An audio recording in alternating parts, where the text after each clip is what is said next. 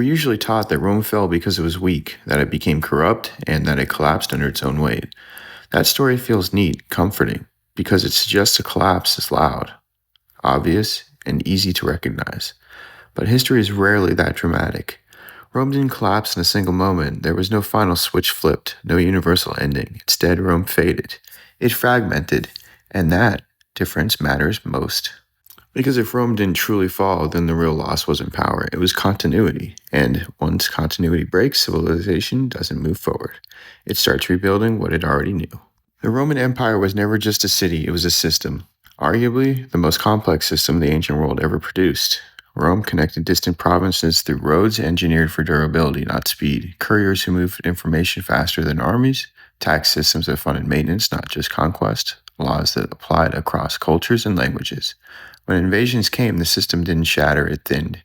Central authority weakened, local leaders filled the gaps, budgets shrank, and maintenance slowed. Aqueducts didn't explode, they cracked and stayed cracked. Roads didn't completely vanish, they stopped being repaired, and slowly something subtle happened. Knowledge still existed, but no longer circulated. Rome didn't die, it stopped coordinating itself. That's how the civilizations actually fail, quietly. Most people underestimate Rome as a civilization because it lacked electricity. That's the wrong metric. Rome excelled not at innovation but scaling systems. Roman engineers didn't just build aqueducts, they standardized them. They didn't pour concrete, they perfected formulas that resisted erosion for millennia. They didn't just plan cities, they designed sanitation, drainage, and water access for dense populations. And Rome managed millions of residents, long distance food distribution, infrastructure maintenance across continents, all without modern machines. That tells you something. It required institutional memory, knowledge embedded in systems, not individuals. Rome wasn't smart because of geniuses.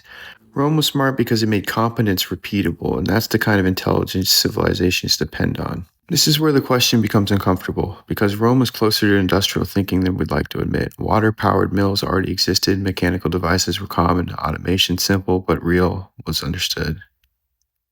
Rome had energy capture, water, animals, manpower, logistics to distribute output, bureaucracy to manage scale. What it lacked wasn't innovation. It lacked uninterrupted time. Had Roman institutions survived intact for a few more centuries, it's reasonable to expect earlier mechanization of labor, a continuous scientific tradition instead of rediscovery, earlier mass literacy, unified legal and engineering standards across Europe, not a technological utopia, but a world where progress stacked instead of resetting. Civilization doesn't leap forward, it compounds, and Rome lost the ability to compound. After Rome fractured, Europe didn't just suddenly become ignorant, it became localized. Engineering knowledge existed, but only in pockets. Education continued, but rarely spread. Trade survived, but inconsistently. Without centralized maintenance, roads became regional, cities shrank, and long-term planning disappeared. People weren't inventing new systems, they were surviving without old ones. Entire generations grew up surrounded by Roman infrastructure they could no longer repair. That's the haunting part. They lived inside a civilization they didn't know how to maintain. Progress didn't stop because humans regressed. It stopped because systems required coordination, and coordination vanished. Here's where we resist romanticizing the past. A surviving Rome wouldn't have been perfect. Centralized systems can be stagnant, authority can suppress dissent, uniformity can slow radical innovation. A Rome that never fractured might have delayed local experimentation, prolonged authoritarian rule, reduced cultural divergence. Collapse can sometimes unlock creativity, but collapse also comes with a cost. Rome's disappearance forced Europe to rebuild roads, governance, engineering, education from scratch. The tragedy isn't Rome ended. It is that humanity had to relearn what it already knew. The story really isn't about Rome. It's about how civilizations depend on things we didn't notice till they fail.